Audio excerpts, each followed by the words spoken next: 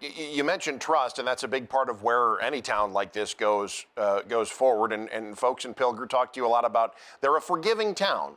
And at the same time, many folks around there have expressed a desire. I remember going out there to do, tornado 5-year anniversary stories. And everybody I talked to said, I think we're ready to be done being the tornado town. And now you hear, I think we're ready to be done being the Kim Nyman town, But how much of a sense do you get that folks around there have been able to move on and are able to build a level of trust where they can put someone in this position and trust that they'll be able to do what they're supposed to do going forward?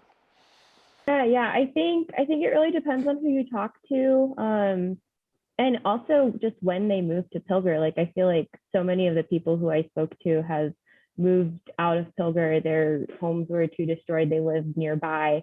But I think especially with the lack of answers and just unresolved questions, like there's still that feeling of like a lack of closure that I think makes it hard to move on. I know a few people had told me like it's a lot harder for me, or I'm less trustworthy of people. Like I kind of have my guard up a little more.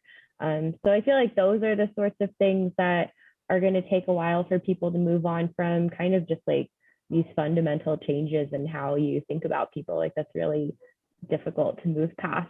But there was also this sense of like, throughout my interviews, I was like, it seems like you all have had this conversation a lot of times. And it's like, yeah, we get on to the conversation. It kind of turns into this like vent session of how we feel about everything, but it always ends up at that same place of not having all of the answers and just the rumors that still swirl. So I think there is a desire to move on, but that lack of closure just really makes it difficult for a town that's been through so much.